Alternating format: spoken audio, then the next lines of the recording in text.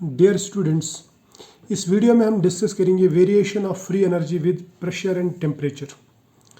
Free energy के लिए जो हमारे पास मैथमेटिकल डेफिनेशन वो ये है कि G is equal to H minus T S, यानी Gibbs free energy G is equal to enthalpy minus temperature into entropy. लेकिन हमें मालूम है कि एंथैल्पी जो रहती है H वो बराबर रहती है E प्लस पी वी। तो फिर हम यहाँ पे लिख सकते हैं ये जो G है यहाँ पे H के बदले में लिख सकते हैं E plus P V minus T S. G is equal to H E plus P V minus T S. इसे हम कहेंगे इक्वेशन नंबर 2।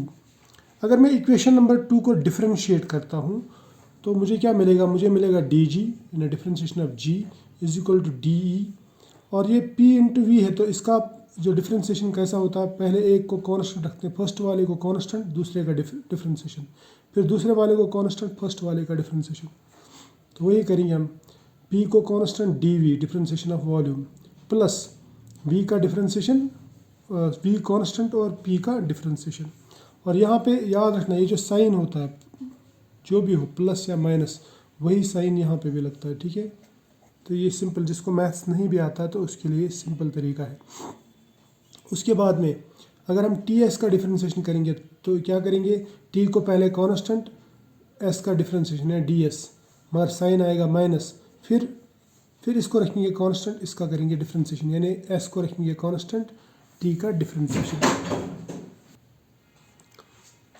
अब इसके बाद में देखो ये जो डी ई रहता है according to first law of thermodynamics, D बराबर रहता है D Q plus D W, या हम ये कह सकते हैं D is equal to D Q minus P D V, क्योंकि डी डब्ल्यू जो है वो माइनस पी डी वी के बराबर रहता है, ये according to first law of thermodynamics. तो इसका मतलब ये हुआ कि हम यहाँ पे D is equal to D Q minus P D V use कर सकते हैं, ठीक है। अब यहाँ पे ये डी के बदले में ये लिखोगे D Q minus P D V, तो इक्वेशन ये बन जाएगी, ये वाली ध्यान रखो, ये इक्वेशन बन जाएगी, ये बन जाएगा D G is equal to D Q minus P D V, यानी डी के बदले प्लस पी डी वी, फिर plus V D P minus T D S minus S D T. अब देखो यहाँ पे जो प्लस माइनस वाले हैं वो कट कर देंगे, जैसे माइनस पी डी वी और यहाँ पे प्लस पी डी वी, तो ये कट, ठीक। ये हम आगे भी ले जा सकते हैं। इसी तरह से जो डी क्यू बचता है यहाँ पे, डी क्यू के बदले में हम लिख सकते हैं टी डी एस, क्योंकि डी एस बराबर रहता है डी क्यू बाई टी, या D Q is equal T D S. तो ये बन जाएगा इक्वेशन इस तरह से, यानी यहाँ पे डी क्यू के बदले में टी डी एस, तो ये बन जाएगी equation D G is equal T D S minus P D V plus P D V plus V D P minus T D S minus S D T. तो minus P D V plus P D V cut, इस तरह से plus T D S minus T D S cut, तो यहाँ पे बचता है D G is equal to V D P minus S D T, ठीक है। तो इस इक्वेशन को हम यूज़ करेंगे क्योंकि हमें निकालना है variation of free energy with pressure and temperature. तो हम देखते हैं पहले टेम्परेचर के साथ, उसके बाद में प्रेशर के साथ में इसकी क्या रिलेशन बनती है, यानी एक को कांस्टेंट रखेंगे। जैसे अगर मैं प्रेशर को कांस्टेंट रख देता हूँ तो डी पी ज़ीरो के बराबर हो जाएगा, तो उस सूरत में ये जो इक्वेशन है D G is equal to V D P minus S C D, तो ये ज़ीरो बन गया, यहाँ पे रह जाएगा D G is equal to minus S D T, या डी जी जो है D G divide by D T, या मैं बोलूँगा del G divide by del T at constant pressure is equal to, यहाँ पे माइनस एस रह जाएगा। क्लियर। यहाँ पे डेल इसलिए लगाते हैं क्योंकि ये पार्शियल डिफ्रेंशिएशन है, हम विद रेस्पेक्ट टू टी कर रहे हैं पहले डिफ्रेंशिएशन पार्शियली, और यहाँ पे पार्शियली कर रहे हैं differentiation with respect to P, ठीक है। इस तरह से अगर हम टेम्परेचर कांस्टेंट लेंगे तो क्या होगा, तो ये वाली टर्म ज़ीरो हो जाएगी, ठीक, क्योंकि D T is equal to zero. तो इक्वेशन बन जाएगी D G is equal to V D P, या मैं बोलूँगा ऐसा डी जी, ये इधर लेके आओ डी पी, ये बन जाएगा D G divide by D P at constant temperature, वो बन जाता है बराबर वॉल्यूम की, ये बात याद रखना, ठीक है। तो दो इक्वेशंस, ये दो इक्वेशंस है ना, ये हमें दिखाती है वेरिएशन ऑफ फ्री एनर्जी, यानी Gibbs free energy with pressure, with temperature and pressure. यहाँ पे rate of change of free energy with temperature is equal to minus entropy, यहाँ पे rate of change of G with pressure at constant temperature is equal to volume. तो ये दो equation याद रखना। उसके बाद में ये जो इक्वेशन यहाँ पे है, इसको मैं थोड़ा सा घुमा फिरा के लिखता हूँ। घुमा फिरा के क्या लिखना है, डी जी लिखेंगे is equal to V D P. Clear, क्योंकि एट कांस्टेंट टेम्परेचर ले रहे हैं हम ये, तो एट कांस्टेंट टेम्परेचर। अब मैं इसको घुमाऊंगा कैसे, हम इसको इस इक्वेशन को यूज़ करेंगे आइडियल गैस के लिए। तो आइडियल गैस में P V is equal to N R T रहता है, ठीक है। तो मैं लिखूँगा P V is equal to N R T, या मैं कहूँगा वॉल्यूम इज इक्वल टू या V is equal to N R T divide by P, यानी पी को इधर लेके आओ, ठीक। अब वी के बदले में यहाँ पे v के बदले में अगर मैं ये लिखता हूँ N R T by P, तो मैं लिख सकता हूँ फिर ये जो इक्वेशन है ये बन जाएगी D G is equal to V के बदले में N R T by P, N R T by P यहाँ पे रह जाता है डी पी। या आप इसको ऐसे लिख सकते हैं D G is equal to N R T D P by P, ठीक।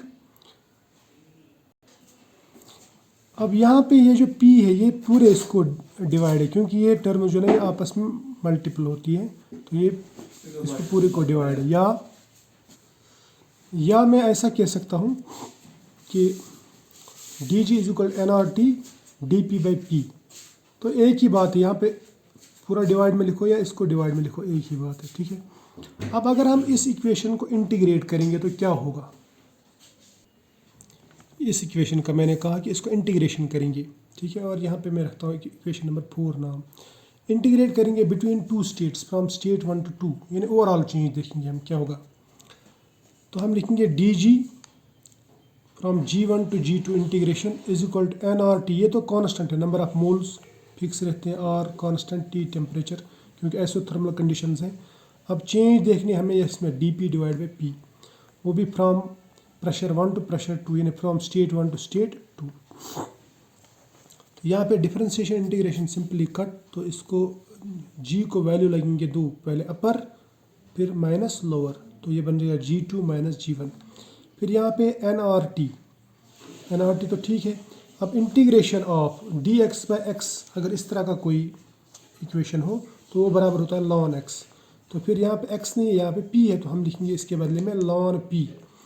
लेकिन ln p को भी दो वैल्यू, यानी p2 माइनस p1, यानी ln p2 minus ln p1। उसके बाद में दूसरा एक फार्मूला है हमारे पास में ln a minus ln b, यानी ln पहला माइनस ln दूसरा इज इक्वल टू ln पहला डिवाइड बाई दूसरा, ठीक है। तो पहला क्या है यहाँ पे p2 या दूसरा क्या है p1, सो ln p2 माइनस p1 बराबर आएगा ln p2 divide by p1। तो ये इक्वेशन बनेगी delta g is equal to N R T ln p2 by p1। Delta g क्या है G2 माइनस G1, यानी चेंज, ठीक है। या इस इक्वेशन को मैं थोड़ा सा ऐसे भी लिख सकता हूँ, देखो p1 v1 is equal to p2 v2 रहता है, ठीक है, ये हमें मालूम है। तो इस हिसाब से अगर मैं p2 डिवाइड बाई p1 लिख दूँ, p2 डिवाइड बाई p1, वो बन जाएगा बराबर v1 डिवाइड बाई v2। तो इसका मतलब मैं p2 डिवाइड बाई p1 के बदले में v1 डिवाइड बाई v2 लिख सकता हूँ। या अगर मैं v2 ऊपर ले जाऊँ और v1 नीचे, तो इसको मैं उल्टा दूँ तो साइन भी यहाँ पे चेंज हो जाएगा, ये प्लस से माइनस साइन में कन्वर्ट हो जाएगा।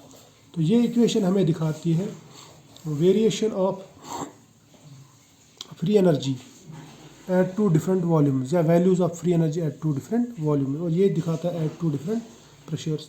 तो ये इंपॉर्टेंट इक्वेशन। आई होप ये आपको अच्छा लगा होगा, अच्छा लगा तो लाइक किया करो और शेयर भी किया करो, ठीक है। अल्लाह हाफ़िज़।